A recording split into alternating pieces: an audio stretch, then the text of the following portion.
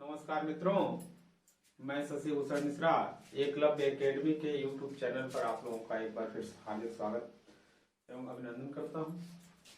मित्रों, हम सीटेट के क्रम में आज प्रश्नों को हल करेंगे और प्रश्नों को हल करते समय यह ध्यान देंगे कि एनसीएफ आखिर क्या कह रहा है, जिसके वजह से हम सीटेट की परीक्षाओं में क्वालिफाई हो सके।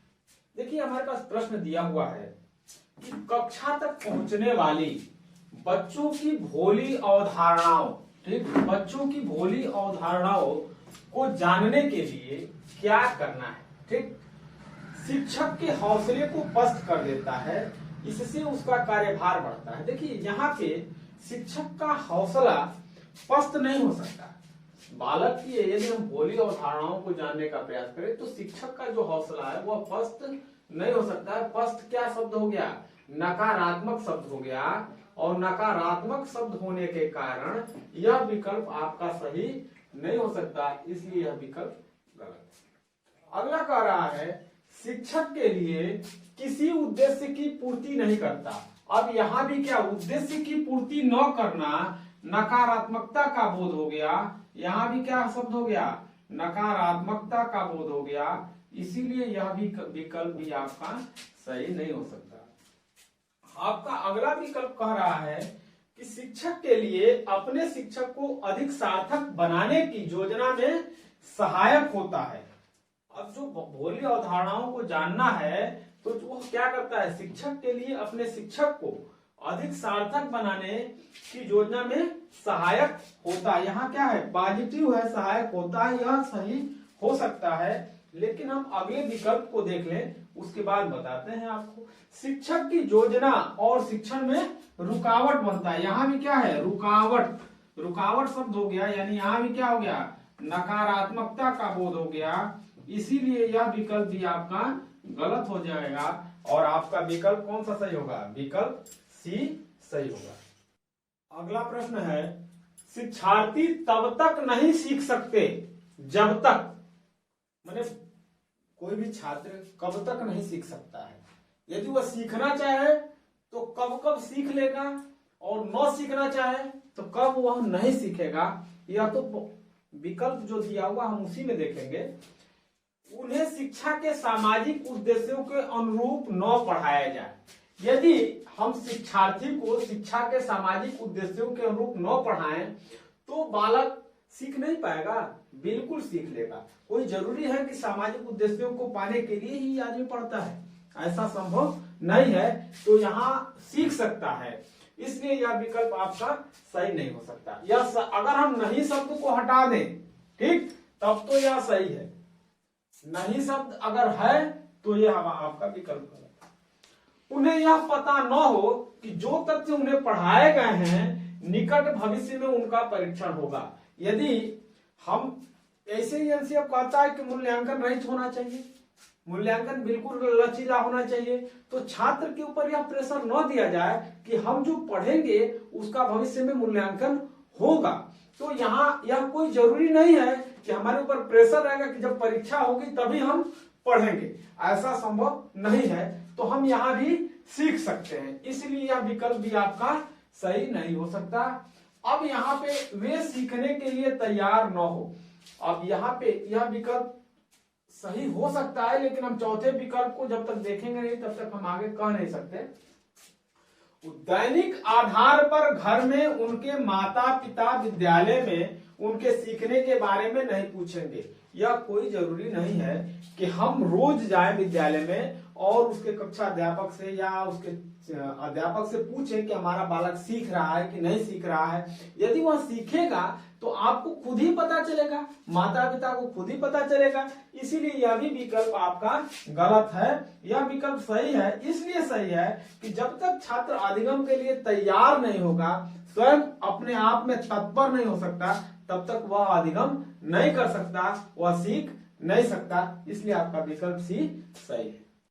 अगला प्रश्न है सीखने के लिए आकलन, ठीक, आपका क्या करता है? अभिप्रेरणा को बढ़ावा देता है, बिल्कुल सही है कि अभिप्रेरणा को बढ़ावा देता है।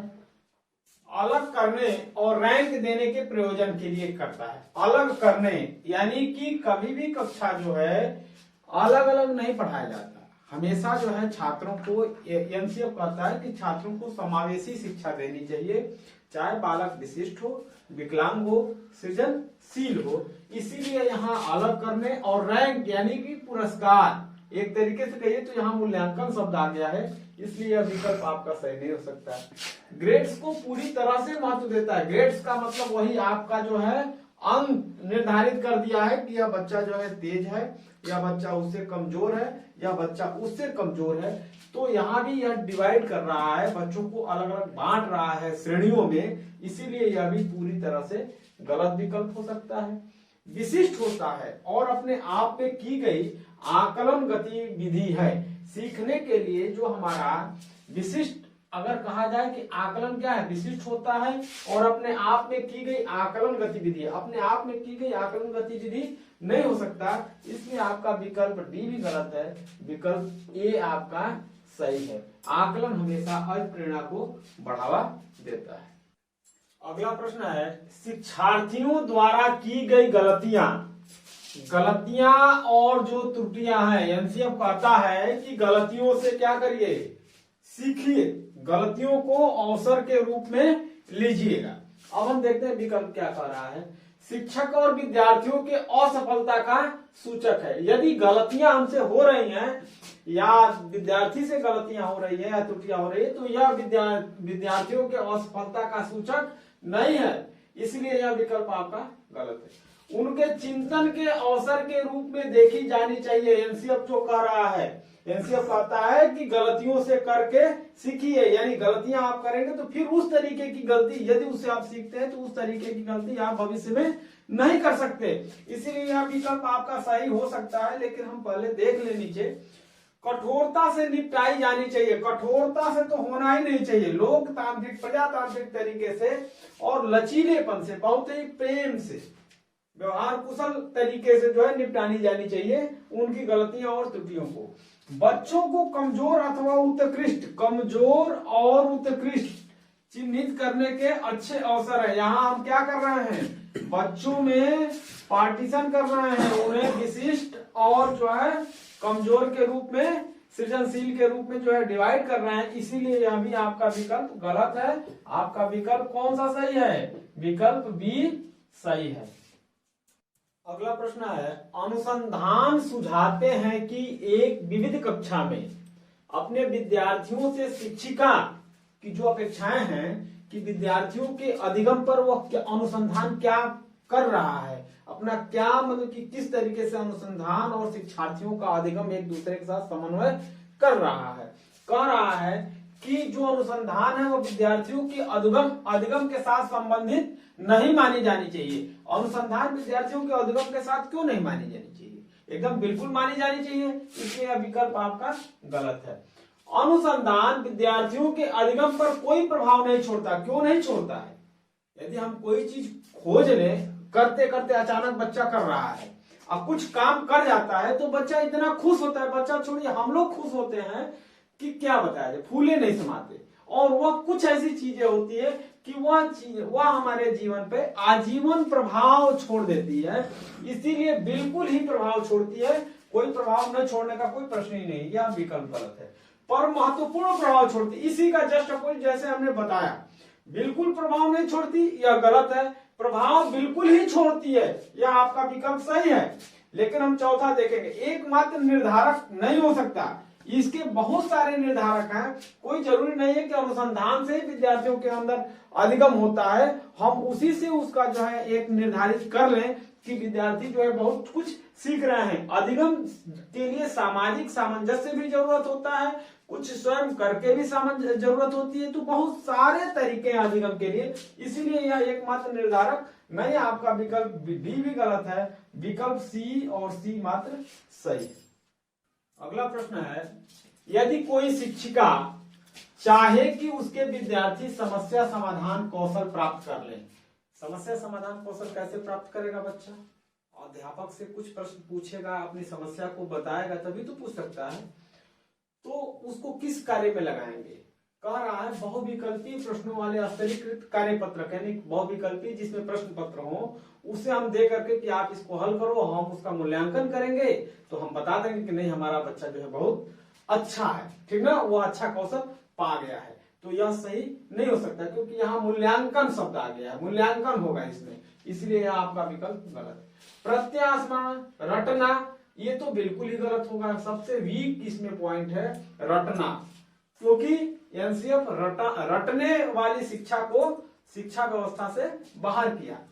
ड्रिल और अभ्यास, ड्रिल और अभ्यास, अभ्यास तो कुछ हद तक सही हो सकता है, लेकिन ड्रिल बार बार एक ही चीज को करना संभव नहीं है। एक ही चीज को बार बार करने का मतलब वह भी रटने पे आ जाएगा, इसीलिए अभी विकल्प आपका गलत होगा। आपका चौथा विकल्प है पूछना, अध्यापक से छात्र पूछेगा, अपनी समस्या को बताएगा, तर्क करेगा, आपस में वाद विवाद करेगा लोकतांत्रिक तरीके से, क्योंकि एनसीएफ क्या करता है, हमेशा शिक्षा व्यवस्था लोकतांत्रिक यानी प्रजातांत्रिक होनी चाहिए। एक दूसरे से हम अपनी समस्या को एक दूसरे को बताएं और दूसरे से उसकी समस्या को सुने, उसके बाद से हम क्या करें, आपस में निर्णय ले। फिर यही कह रहा है पूछना, तर्क करना और निर्णय लेना, तब वह क्या करेगा, अच्छा कौशल प्राप्त कर लेगा। इसीलिए विकल्प डी आपका सही है। आज के लिए इतना ही।